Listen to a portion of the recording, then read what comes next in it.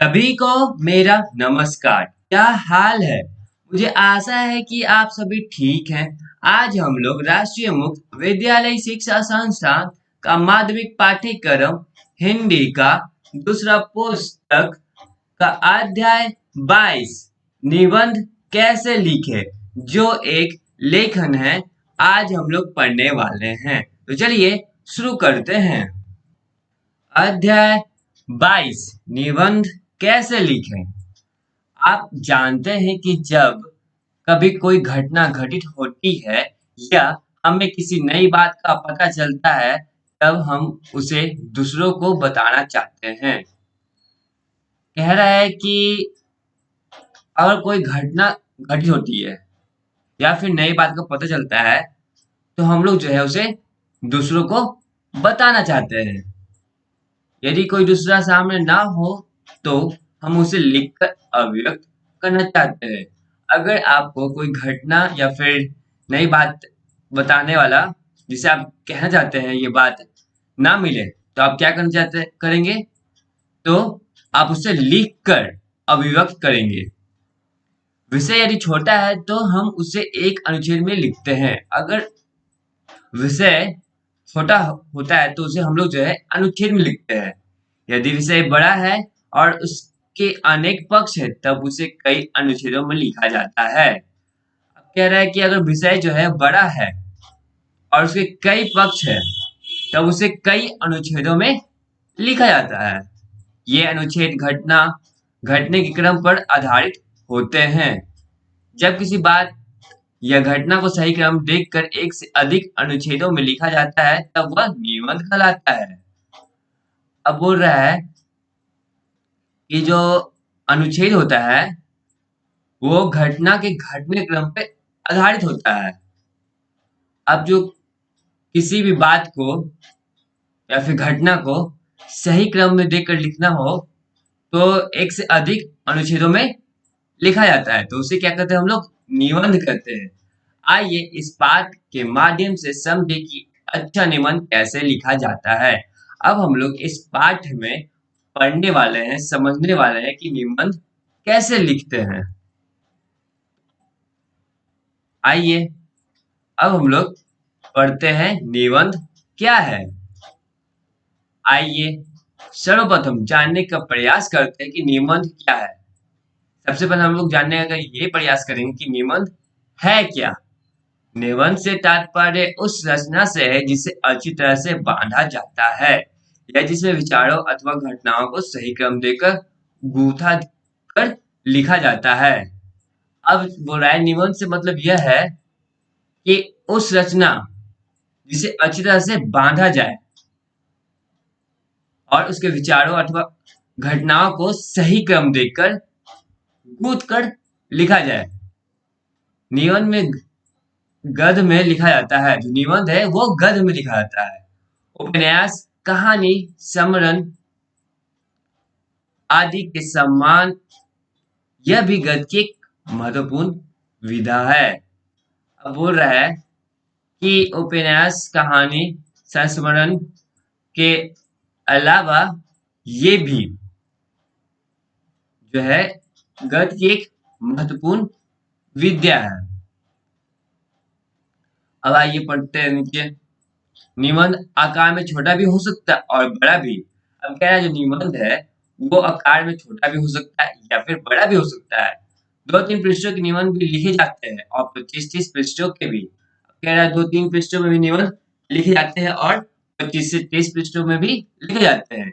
आपको समय पे 3-4 पृष्ठों के निबंध लिखने का अभ्यास करना चाहिए।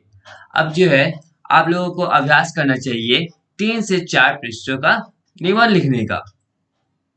निबंध का विषय कुछ भी हो सकता है। अब निबंध का जो विषय है वो कुछ भी हो सकता है। आप किसी भी वस्तु, घटना, विचार अथवा भाव पर निबंध लिख सकते हैं। अब बोल रहा है कि जो आप किसी भी वस्तु, घटना या फिर विचार, भाव पर भी निबंध लिख सकते हैं। आवश्यक बात यह है कि उस निबंध में आपके अपने विचार या आपके अपने अनुभव होने चाहिए। अब उसमें जो निबंध लिख रहे होते हैं उसमें जरूरी यह है कि आप उस निबंध में जो है आपके विचार होने चाहिए, आपके अनुभव होने चाहिए। यदि आप दूसरों के विचार को पढ़ते या सुनते भी हैं, तब भी उन्हें अपनी भाषा में प्रस्तुत करें। अगर आप दूसरे के भावों को या विचारों को पढ़ते सुनते हैं, तो आप उसे भी अपनी भाषा में प्रस्तुत करें। पढ़ने वालों को ऐसा प्रतीत होना चाहिए कि आप अपनी बातें या अपने विचार प्रस्तुत कर रहे हैं। अब ऐसा इसलिए क्योंकि जो पढ़ने वाला है उसे ऐसा महसूस होना चाहिए कि जो आप ये बातें जो लिखे हैं वो आपके अपने विचार हैं और आपकी अपनी बातें जो आप कह रहे हैं। अब निबंध लिखने की आवश्यकता के बारे में हम लोग पढ़ने वाले हैं। जब हम निबंध लिखने की बात करते हैं तो आपका पहला सवाल यह हो सकता है कि हम निबंध क्यों लिखें। अब बोल रहा है कि जब आप निबंध लिखने की हम लोग जो बात करते हैं तो हमारा पहला सवाल हो सकता है कि हम लोग निबंध लिखे क्यों, इसकी क्या आवश्यकता है, इसकी जो आवश्यकता है वो क्या है। आपने सही प्रश्न पूछा है। अब बोल रहा है कि जो आप हैं वो सही प्रश्न पूछ रहे हैं। आप जो भी कार्य करें उसके क्यों का उत्तर जानना आपका अधिकार है। कह रहा है कि आप जो भी कार्य करें उसके क्यों का जो उत्तर है जानना आपका अधिकार है।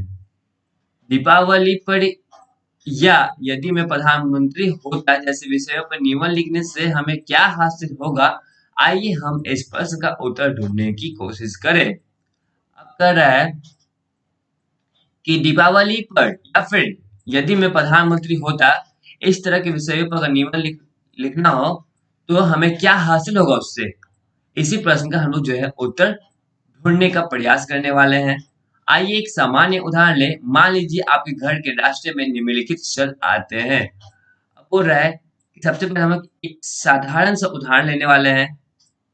अब कह रहा है आप मान लीजिए कि आपके घर के रास्ते में एक जो नीचे दिया गया स्थल है वो आता है। सबसे पहले आ रहा है मंदिर, फिर स्कूल, फिर बागीचा, फिर अस्पताल, फिर आता है मिठाई की दुकान। फिर बोला ठीक है, आपका मित्र आपके घर आने के लिए रास्ता जानना चाहता है। आप मित्र को अपने घर का रास्ता किस प्रकार बताएंगे, यहाँ लिखिए। अब बोल रहा है कि ये सब आपके रास्ते में आ गया। अब जब आपका मित्र जो है आपके घर आने के लिए आपके घर का रास्ता जानना चाहता है तो आप अपने मित्र को रास्ता जो है किस प्रकार बताइएगा, वो नीचे यहाँ पे लिखिए। आपने ठीक लिखा। आप बताएंगे कि आपके घर के रास्ते में क्रम से क्या क्या चीजें आती है या कौन कौन से स्थान आते हैं। अब बोल रहा है कि जो है आप जो है ठीक लिख रहे हैं।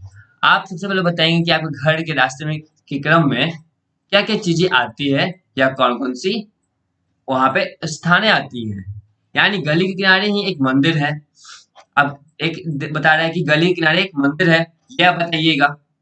उस मंदिर से आगे चलने पर स्कूल है। अब ये बताइए कि उस मंदिर से आगे चलने पे एक स्कूल है और स्कूल के पास वाली गली में बाईं ओर मुड़ने पे एक बगीचा है। अब बताइए कि स्कूल के पास वाली जो गली है उसमें बाईं मुड़ने पर एक बगीचा आता है, फिर दाईं ओर मुड़ने पर अस्पताल आता है। अब बोलिए कि अगर तुम दाईं मुड़ोगे तो अस्पताल आएगा, तो उससे लगभग 50 मीटर चलने पर बाईं ओर एक मिठाई की दुकान है। अब बोलिएगा कि लगभग उस अस्पताल से 50 मीटर चलने पे बाईं ओर एक मिठाई की दुकान है, बस उसके सामने ही मेरा घर है। अब बोलिएगा कि हाँ, उस मिठाई के सामने ही जो है मेरा घर है। आप यह तो नहीं बता सकते कि मेरा घर के रास्ते में एक बगीचा आता है, एक मंदिर, एक मिठाई की दुकान, एक अस्पताल और एक स्कूल। अब बोल रहा है कि आप तो ये नहीं बता सकते ना कि मेरे घर के रास्ते में जो है एक बगीचा आता है, एक मंदिर आता है, एक मिठाई का दुकान आता है और एक अस्पताल और एक स्कूल आता है। ऐसे सुनकर जो है आपका दोस्त और चाहे कहीं भी पहुंच जाए। वो बोल रहा है कि अगर ऐसा बताइएगा तो ये सुनकर जो आपका दोस्त है वो कहीं और भी पहुंच सकता है, लेकिन वह आपके घर तक नहीं पहुंच सकता। अब बोल रहा है कि ऐसा करने से क्या होता है, अगर आप ऐसे बताइएगा तो आपके घर ना पहुंच कर वो कहीं और पहुंच जाएगा और आपके घर नहीं पहुंच पाएगा। आप अपने मित्र को अपने घर बनाना चाहते हैं तो आपको उसे पूरा रास्ता विस्तार से समझाना होगा। अब बोल रहा है अगर आप अपने मित्र को अपने घर बनाना चाहते हैं तो उसे जो है रास्ता जो पूरे विस्तार से समझाना होगा। शायद इसीलिए सूचना या घटना को विस्तार से लिखने की आवश्यकता होती है। अब बोल रहा है शायद इसीलिए, इन्हीं कारणों की वजह से जो है सोचना ये घटना को विस्तार से लिखने की आवश्यकता होती है। विस्तार से क्रमबद्ध लिखने का यह तरीका है निबंध का जन्मदाता। अब बोल रहा है कि विस्तार से जो क्रमबद्ध से लिखा जाता है यही तरीका है निबंध का जन्मदाता। मतलब यही तरीका जो है निबंध का जन्म करवाया है। आइए अब निबंध लिखने की बात करें। अब हम लोग निबंध लिखने की बात करने वाले हैं। निबंध में हम किसी विषय पर अपने विचार क्रम से और व्यवस्थित ढंग से इस प्रकार लिखते हैं कि पढ़ने वाला हमारी बात को समझ सके और उसे प्रभावित हो सके। अब हो रहा है कि निबंध में जो है हम लोग किसी भी विषय पर अपने विचार को क्रम में और व्यवस्थित ढंग से लिखते हैं। इस तरीके से लिखते हैं कि पढ़ने वाला जो है हमारी बातों को समझ सके और उसे प्रभावित हो जाए। निबंध लिखने से हमें किसी विषय पर अपने विचारों को एकत्रित करने, क्रमबद्ध करने, उदाहरण जुटाने और उन्हें प्रभावशाली भाषा में कहने लिखने का अभ्यास होता है।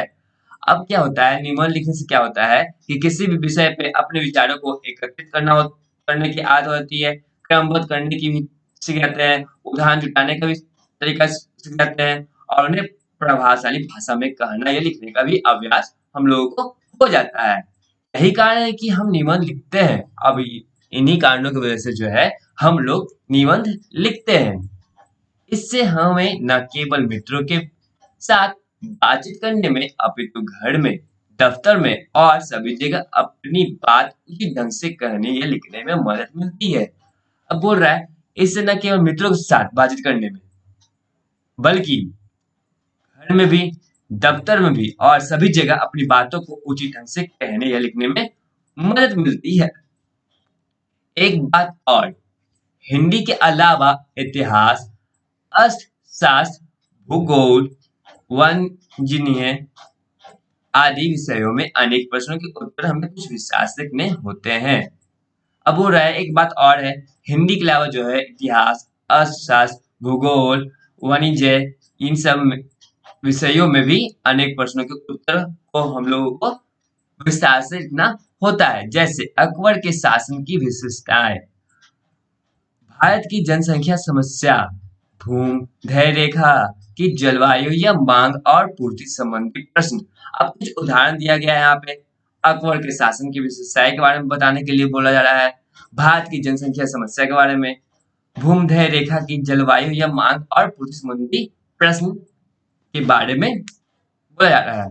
ऐसे प्रश्नों को निबंधात्मक प्रश्न कहा जाता है। अब जो ऐसे प्रश्न उठते हैं उसे निबंधात्मक प्रश्न कहते हैं। उनके उत्तर लिखने में भी निबंध लेखन का अभ्यास काम आता है। अब उनके उत्तर लिखने में भी निबंध लेखन का अभ्यास जो है काम में आता है। हाँ, तो अब आप समझ गए कि निबंध लिखने के अभ्यास करने की आवश्यकता क्यों है, समझ गए ना। अब बोल रहा है कि हाँ, तो अब आप समझ गए होंगे कि निबंध लिखने का जो अभ्यास करने की जो आवश्यकता है क्यों है। अब बोल रहा है समझ गए ना आप। अब हम लोग पढ़ने वाले हैं निबंध के प्रकार। आइए अब निबंध के बारे में कुछ और बातों को जानने की कोशिश करें। विषय और लिखने वाले की मन स्थिति के अनुसार अलग अलग तरह के निबंध लिखे जा सकते हैं। इस प्रकार निबंध अनेक प्रकार के होते हैं। हम यहाँ 3 प्रकार के निबंधों पर विचार करेंगे। अब बोल रहा है कि आइए अब हम लोग निबंध के बारे में कुछ और बातों को जानने का प्रयास करने वाले हैं। विषय और लिखने वाला की जो मन स्थिति है उसके अनुसार अलग अलग तरह के निबंध लिखे जाते हैं और इस प्रकार निबंध जो है अनेक प्रकार के होते हैं। अब हम लोग जो है यहाँ पे 3 प्रकार के निबंधों पे विचार करने वाले हैं और वो ये हैं। पहला है वर्णनात्मक, दूसरा है विचारात्मक, तीसरा है भावात्मक। अब नीचे हम लोग जो है इन सब के बारे में विस्तार से पढ़ने वाले हैं। पहला है वर्णनात्मक निबंध में किसी वस्तु, घटना, प्रदेश आदि का वर्णन किया जाता है। अब बोल रहा है कि वर्णनात्मक निबंध में किसी भी वस्तु, घटना, प्रदेश इन सबों का वर्णन किया जाता है। उदाहरण के लिए होली, दीपावली, यात्रा, दर्शनीय स्थल या किसी खेल के विषय पर जब हम निबंध लिखेंगे तो उसमें विषय का वर्णन किया जाएगा। अब बोल रहा है कि यहाँ पे उदाहरण देखा जाए तो होली, दीपावली, यात्रा, दर्शनीय स्थल या फिर किसी भी खेल के विषय पे जब हम निबंध लिखेंगे तो उस विषय का वर्णन किया जाता है। इस प्रकार के निबंधों में घटनाओं का एक क्रम होता है और इस तरह का जो निबंध होता है उसकी घटनाओं में जो है एक क्रम होता है। इनमें साधारण बातें अधिक होती है, ये सूचनात्मक होते हैं तथा उन्हें लिखना अपेक्षाकृत सरल होता है। अब कह रहा है कि इस प्रकार जो निबंध होता है घटनाओं का एक क्रम होता है और उसमें साधारण बातें अधिक होती है, ये सूचनात्मक होते हैं तथा जो है इन्हें लिखने का अपेक्षाकृत सरल होता है। अब हम लोग विचारात्मक निबंध के बारे में पढ़ने वाले हैं। विचारात्मक निबंध लिखने के लिए चिंतन मनन की अधिक आवश्यकता होती है। इनमें बुद्धि तत्व प्रधान होता है तथा ये प्रायः किसी व्यक्तिगत, सामाजिक या राजनीतिक समस्या पर लिखे जाते हैं। अब कह रहा विचारात्मक निबंध जो होते हैं उन्हें लिखने की जो है चिंतन मनन की अधिक आवश्यकता होती है, मतलब सोच विचार की जो है अधिक आवश्यकता पड़ती है। इन्हें बुद्धि तत्व प्रधान होता है। अब जो बोल रहा है कि इनमें जो है बुद्धि का जो तत्व है वही प्रधान होता है। तो ये प्राय किसी व्यक्तिगत, सामाजिक या राजनीतिक समस्या पर लिखे जाते हैं और ये जो है किसी व्यक्तिगत या फिर सामाजिक या फिर राजनीतिक समस्या पर लिखे जाते हैं। दूरदर्शन का जीवन पर प्रभाव। अब यहाँ पे कुछ उदाहरण है, वो है दूरदर्शन का जीवन पर प्रभाव। यानी दूरदर्शन यानी टेलीविजन का जो है जीवन पे क्या प्रभाव है उनके बारे में। जैसे हो गया ये एक उदाहरण। फिर एक दहेज प्रथा। अब दहेज प्रथा के बारे में भी हो सकता है विचारात्मक बातें कही जा सकती हैं। फिर प्रजातंत्र आदि किसी विषय पे विचारात्मक निबंध लिखा जा सकता है। अब इसी तरह के जो निबंध जो है इन्हीं टॉपिक पे लिखा जा सकता है। विचारात्मक निबंध जो है इन टॉपिक पे लिखा जा सकता है और इस तरह के जितने भी अधिक टॉपिक होंगे जिनमें सोचने की जो है शक्ति लगानी पड़ती हो वहां पे विचारात्मक निबंध होता है। इसमें विषय के अच्छे बुरे पहलुओं पर विचार किया जाता है, तर्क दिया जाता है तथा कभी कभी समस्या को हल करने का सुझाव भी दिया जाता है। अब इसमें क्या होता है कि अच्छे बुरे पहलुओं पर विचार किया जाता है और उस पर तर्क दिया जाता है और कभी कभी जो है समस्या को हल करने का भी सुझाव दिया जाता है। अब हम लोग पढ़ने वाले हैं भावात्मक निबंध या भाव प्रधान निबंध। अब आइए अब हम लोग पढ़ने वाले हैं। मैं आप विषय के प्रति अपनी भावात्मक प्रतिक्रिया व्यक्त करते हैं। अब बोल रहा है भावात्मक निबंध में जो है आप विषय के प्रति जो है अपनी भावात्मक प्रतिक्रिया व्यक्त करते हैं। अपने भावों का जो विचार है वो प्रकट करते हैं। इनमें कल्पना की प्रधानता रहती है। अब जो है इसमें बता रहा है इसमें कल्पना यानी इमेजिनेशन का जो है वही इसमें प्रधानता रहती है। तर्क की बहुत अधिक गुंजाइश नहीं होती। अब इसमें तर्क की जो है बहुत अधिक गुंजाइश नहीं होती। उदाहरण के लिए मित्रता, बुढ़ापा, यदि मैं अध्यापक होता आदि विषयों पर निबंध लिखते समय आप अपनी भावनाओं को खुलकर व्यक्त कर सकते हैं। अब कुछ उदाहरण है जैसे कि मित्रता हो गया, बुढ़ापा हो गया या फिर यदि मैं अध्यापक होता। इस तरह के विषयों पर जो है निबंध लिखते समय जो है अपनी भावनाओं को खुलकर व्यक्त हम लोग जो है कर सकते हैं। भाव की तीव्रता होने के कारण इन निबंधों में एक प्रकार की आत्मीयता या अपनापन रहता है। अब बोल रहा है कि जो भाव की तीव्रता होने के कारण इन निबंधों में जो है एक प्रकार की आत्मीयता या अपनापन रहता है। ये अपनापन इस प्रकार के निबंधों की विशेषता है। अभी जो अपनापन है यही इस प्रकार के निबंधों की विशेषता है। इस प्रकार निबंध को विषय वस्तु के आधार पर भी अनेक वर्गों में बांट सकते हैं। अब बोल रहा है इस प्रकार का जो निबंध है उसके विषय वस्तु के आधार पर जो है अनेक वर्गों में बांट सकते हैं। जैसे यहाँ पे कुछ उदाहरण दिए गए हैं। सामाजिक निबंध पहला है ये, दूसरा है सांस्कृतिक निबंध, तीसरा है देश प्रेम राष्ट्रीय चेतना परक निबंध। चौथा है विज्ञान तकनीक एवं प्रौद्योगिक परक निबंध। पांचवा है व्यायाम एवं खेल संबंधी निबंध। छठा शिक्षा एवं ज्ञान विषयक निबंध। सातवां राजनीतिक निबंध।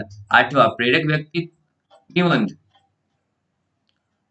नौवां सुक्ति परक निबंध। दसवां मनोरंजन के साधन।